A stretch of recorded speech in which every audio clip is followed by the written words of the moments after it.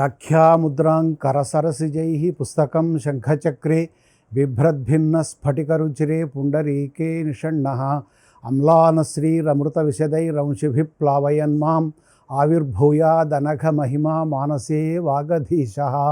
శ్రీ హయగ్రీవాయ నమః. శ్రీ లక్ష్మీ నృసింహ పరబ్రహ్మణే నమః.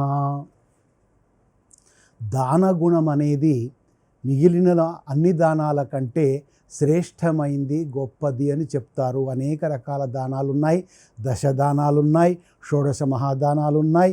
వాటన్నింటిలోకి ధనం దానం చేయటం లేక మన యొక్క శక్తిని దానం చేయటం, ఇటువంటిది దాన గుణము అనేది మొత్తం మీద కలిగి ఉండాలి అనేది పెద్దల యొక్క ఉద్బోధ. ఈ రకంగా మనకు చాలామంది లోకంలో గమనించినట్టయితే పూర్వజన్మలలో మనం చేసుకున్నటువంటి పుణ్యపాపాల వల్ల కొంతమందిని దరిద్రులుగా, కొంతమందిని శ్రీమంతులుగా భగవంతుడు అవతరింపజేస్తాడు. అయితే ధనమున్నప్పటికీ, అపారమైన సంపదలు ఉన్నప్పటికీ కూడా కొంతమంది ఎలా ఉంటారంటే పిల్లికి బిచ్చం పెట్టడు, ఎంగిలి చేతితో కాకిని కొట్టడు లాంటి బిరుదులు పొంది ఉంటారు. అంటే వారు ఏమాత్రం దానం అనేది చేయరు. మరి ఆ సొమ్ము తామైనా అనుభవిస్తారా అంటే అది లేదు, తాము అనుభవించరు, ఇతరులకు పెట్టరు. అటువంటి సొమ్ము తుదకు దొంగలకవునో మరి దొరలకవునో అంటాడు శేషప్ప కవి. ఆ రకంగా చివరికి అది దొంగల పాలైపోతుందో దొరల పాలైపోతుందో చెప్పలేము. తాను తినకుండా ఇతరులకు పెట్టకుండా తేనెటీగలు ఎలాగైతే ఆ తేనెను పువ్వుల మీద అన్నింటి మీద తిరిగి తేనెను అక్కడ తేనె తెట్టెను ఏర్పాటు చేసుకుంటాయో వాటిని మనం దులుపుకుంటాం. ఆ రకంగానే ఆ సంపద అంతా కూడా నశించిపోతుంది. ముఖ్యంగా లోకంలో పెద్దలు ఏం చెప్తారు అంటే ధనానికి నలుగురు పాలివారు. ఒకటి ధర్మము, రెండవది అగ్ని, మూడవది నృపులు అంటే ప్రభుత్వము, 4 దొంగలు. ఈ నలుగురిలో ధర్మము అనేది మొదటిది, అంటే పెద్దన్న. ఈ పెద్దన్నకు గనక అవమానం జరిగితే మిగిలిన 3 కోపిస్తారు. అంటే ధర్మగుణం గనక లేకపోయినట్టయితే అది దొంగల పాలు కావచ్చు, అగ్నిపాలు కావచ్చు. ప్రభుత్వం రకరకాల పన్నులు విధించి మొత్తం సంపదనంతా కూడా తీసేసుకోవచ్చు. కాబట్టి ఈ రకంగా అటువంటిది జరగకుండా మనకు ఉన్న దానిలోనే కొంతవరకైనా దానం చేసుకోవటం అలవాటు చేసుకోవాలి. లోకంలో కొంతమంది ఎట్లా ఉంటారంటే దానం చేయాలి అని ఉంటుంది, కానీ వారి దగ్గర డబ్బు ఉండదు. గుణం ఉన్నంత మాత్రాన సంపద లేదు, ఏమీ చేయలేరు. ఉన్నంతలోనే దానం చేసుకోవటానికి ప్రయత్నం చేస్తారు. అట్లా దానం చేసే వాళ్ళలో, దానగుణం కలిగిన వాళ్ళలో కొద్దిమంది మాత్రమే మనకు కనిపిస్తారు. ప్రధానంగా ప్రాచీన కాలంలో ఉన్నటువంటి పెద్దలను గమనించినట్టయితే బలి, శిబి, దధీచి, రంతిదేవుడు, కర్ణుడు, ఈ 5గురిని ప్రధానమైన దాతలుగా మనం పేర్కొనవచ్చు. ఈ 5గురిలో కూడా బలిచక్రవర్తి అనేవాడు దాతల యొక్క గణన సమయంలో మొదటి స్థానాన్ని ఆక్రమించినాడు. ఆయన చరిత్ర అంతా మనకు తెలిసిందే, వామనావతార ఘట్టం. ఆయనకు ఎంత దానగుణం ఉన్నదో అంతటి రాజ్యకాంక్ష ఉన్నది. కాబట్టి ఇంద్రుణ్ణి కూడా స్వర్గలోకం నుండి వెళ్ళగొట్టి స్వర్గాన్ని కూడా ఆక్రమించి త్రిలోకాధిపత్యాన్ని సాధించి గర్వంతో విర్రవీగుతూ ఉంటే ఆయన గర్వాన్ని అణచి తిరిగి ఆ రాజ్యాన్ని సంపాదించి ఇంద్రునికి అప్పగించాలి అని ఆ ఇంద్రునికి తమ్ముడుగా, ఉపేంద్రుడుగా విష్ణుమూర్తి వామనావతారంలో జన్మిస్తాడు, వామనుడుగా అవతరిస్తాడు. ఆయన ఒక యాగం చేస్తూ ఉంటే ఆ యాగం దగ్గరికి వచ్చి, స్వామి మీకేం కావాలి, మీరెవరుంటే తన వివరాలన్నీ చెప్పి నాకు కేవలం 3 అడుగుల నేల ఇస్తే చాలు, భూమి ఇస్తే చాలు అంటాడు. ఈ విషయానికి బలిచక్రవర్తికి కోపం వచ్చి, ఏమి అడుగుతున్నావయ్యా నువ్వు, నా దగ్గరికి వచ్చి, ఇంత గొప్ప చక్రవర్తి దగ్గరికి వచ్చి, ఇంత గొప్ప దాత దగ్గరికి వచ్చి కేవలం 3 అడుగులా నువ్వు అడిగేది, నువ్వు పిల్లవాడివి కనుక నీకు అడగటం కూడా రాదు అని తిరస్కరిస్తాడు. అయినప్పటికీ నువ్వు అడిగినావు కాబట్టి నేను ఇస్తాను అంటాడు. ఆ 3 అడుగులే ఇస్తే నాకు అదే చాలు, బ్రహ్మాండంబు నా పాలికిన్ అంటాడు ఈ వటువు, చిన్నపిల్లవాడు. ఆయన ఆ రకంగా దానం చేయడానికి పూనుకుంటాడు. ముందుకొచ్చినప్పుడు తన భార్య ఆ కమండలంతో నీళ్లు పోస్తున్నప్పుడు ఆ ఒక కీటక రూపం ధరించి ఈయన గురువైనటువంటి శుక్రాచార్యుడు ముందే వారిస్తాడు. అయినా ఆయన మాట, గురువు గారి మాట వినకుండా దానం చేస్తుంటే ఆ కీటక రూపం ధరించి వచ్చి ఆ రంధ్రంలో, ఆ కాడలాగా ఉండే రంధ్రంలో దాక్కొని ఇట్లా చూస్తూ ఉంటాడట. చూస్తుంటే నీళ్లు రావు బయటికి. ఎందుకంటే దానం చేసేటప్పుడు చేతిలో నీళ్లు వదలాలి. విప్రాయ ప్రకటవ్రతాయ భవతే విష్ణుస్వరూపాయ త్రిపాదధరణీం దాస్యామి అంచున్ క్రియా క్షిప్రుండై అని చెప్తారు పోతన గారు. కాబట్టి ఆ రకంగా ఆయన దానం చేయబోతుంటే నీళ్లు రాలేదు. ఈ వామనుడు ఒక దర్భపుల్ల తీసుకొని ఆ రంధ్రంలో ఇట్లా పొడిచేటప్పటికీ ఆయన కన్ను ఒకటి దెబ్బతిన్నది. అప్పటి నుంచి శుక్రాచార్యుడు ఏకాక్షుడు అయినాడు, ఒకే కన్ను కలిగిన వాడైనాడు. చివరికి ఆ 3 అడుగుల నేలను ఆయన దానం చేసినాడు, నీళ్లు వదిలిపెట్టినాడు. ఆయన విక్రమించి స్వర్గలోకాన్ని ఆక్రమించినాడు. రెండో దాంతో భూమినంతా కప్పేసినాడు. మూడవది ఎక్కడంటే నా శిరస్సును పెట్టమన్నాడు. కానీ ఆయన శిరస్సును పెట్టలేదు. బంధిస్తాడు, వారుణాస్త్రాలతో బంధిస్తాడు. ఈ లోపల బ్రహ్మదేవుడు, ప్రహ్లాదుడు మొదలైన వారందరూ వచ్చి ఆయనను బతిలాడితే ఆయన్ను పాతాళ లోకానికి పంపించి, నీకు ద్వారపాలకుడిగా నేను ఉండి నీ కాపలా కాస్తుంటాను, నువ్వు భవిష్యత్తులో ఇంద్ర పదవిని అనుభవించనున్నావు అని ఆయనకు అభయం ఇచ్చి ఆ రకంగా కాపాడుతాడు. కాబట్టి దానగుణం గొప్ప బలిచక్రవర్తి అనేది ఆ పేరులోనే గొప్ప దాత అనే సంజ్ఞ ఉన్నది. ఇక రెండవ వాడు శిబిచక్రవర్తి. శిబిచక్రవర్తి గొప్ప దాత. ఆయన కూడా అనేక యజ్ఞయాగాదులు చేసి తన సంపదనంతా కోల్పోతుంటాడు. ఒకసారి ఈయన యజ్ఞం చేస్తుంటే ఒక పావురం వచ్చింది. పావురం వచ్చి తన తొడ మీద వాలి, మహారాజా చక్రవర్తి నన్ను కాపాడండి, ఒక డేగ నన్ను తరుముకుంటూ వస్తున్నది, కాపాడండి అని ఆ పావురం ప్రార్థిస్తుంది. నీకు అభయం ఇస్తున్నాను అని పావురానికి అభయం ఇస్తాడు.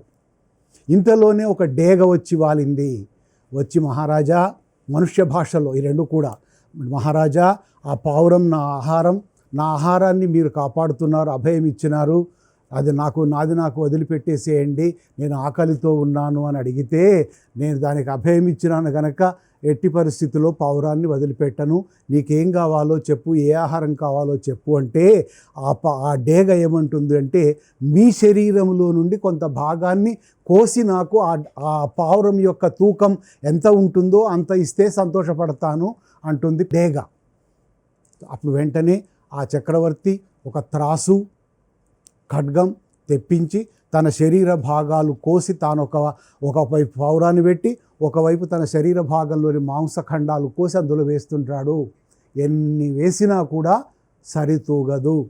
చివరికి తానే దానిలో త్రాసులో కూర్చుంటాడు. అంటే తన ప్రాణాన్ని త్యాగం చేయడానికి, నన్నే తిను అని అర్థం, అందులో కూర్చుంటాడు. అప్పుడు వెంటనే ఆ ఇంద్రుడు మరియు అగ్నిదేవుడు ప్రత్యక్షమవుతారు. ఇంద్రుడేమో డేగ రూపంలో వచ్చినాడు, అగ్నిదేవుడేమో పావురం రూపంలో వచ్చినాడు. ఓ చక్రవర్తి, నీ దానగుణాన్ని మేము పరీక్షించడానికే ఈ రూపంలో వచ్చినామయ్యా అని చెప్పి, నీ దానగుణం ఇలాగే లోకంలో స్థిరకాలం వర్ధిల్లుతుంది, కలకాలం వర్ధిల్లుతుంది అని ఆయనను ఆశీర్వదించి ఆయనకు యథాపూర్వ శరీరాన్ని అనుగ్రహించి వాళ్ళు అంతర్హితులైపోతారు. ఆయన గొప్ప దాతగా పేరు ప్రఖ్యాతులు గాంచుతాడు. ఇక మూడవ వ్యక్తి దధీచి. దధీచి అనే ఆయన ఒక మహర్షి. ఆయన తపస్సు చేసుకుంటూ ఉంటాడు. దేవతలకు రాక్షసులకు మొదటి నుంచి శత్రుత్వం ఉన్నది. ఆ దేవతల యొక్క ఆయుధాలను ఈ రాక్షసులు పదే పదే అపహరిస్తూ ఉంటే, ఎత్తుకొని పోతూ ఉంటే, వాళ్ళ ఆయుధాలన్నింటినీ తెచ్చి ఈ దధీచి మహర్షి దగ్గర న్యాసముగా ఉంచినారు. స్వామి మీ దగ్గర ఉంచండి అని.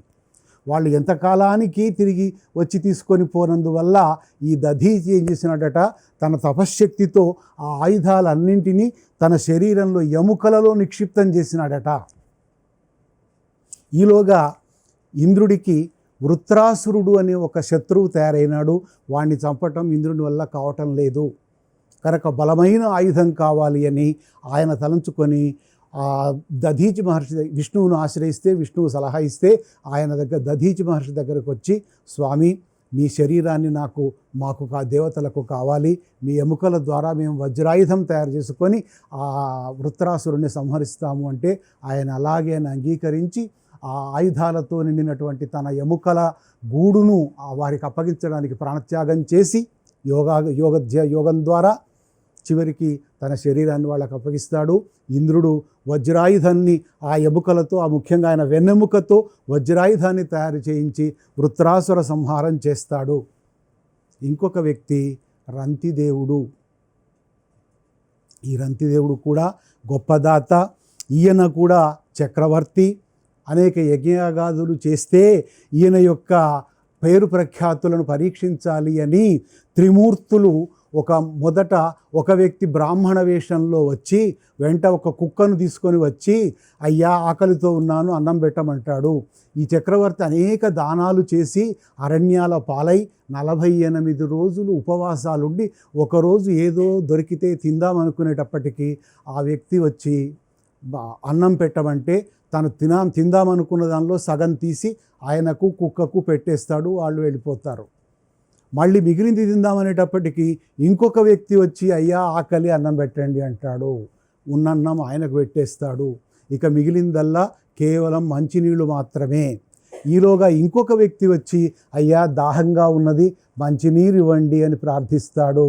అన్నము లేదు, కొన్ని మధురాంబువులున్నవి, త్రావుమన్న రావన్న అని ఆ మంచినీళ్ళ కలశాన్ని ఆయనకిస్తాడు. ఆయన నీళ్లు తాగుతాడు. ఏమీ లేదు. ఉపవాసం. కుటుంబ సభ్యులందరూ 48 రోజులుగా ఉపవాసం ఉన్నారు. అటువంటి పరిస్థితిలో వెంటనే త్రిమూర్తులు ప్రత్యక్షమై ఆయనను ఆశీర్వదించి, బ్రహ్మ విష్ణు మహేశ్వరులు మేమే ఈ రూపంతో వచ్చినాము అని చెప్పి ప్రత్యక్షమై ఆయనను ఆశీర్వదించి ఆయన దానగుణాన్ని ప్రశంసించి వెళ్ళిపోతారు. ఇక చివరి వ్యక్తి కర్ణుడు.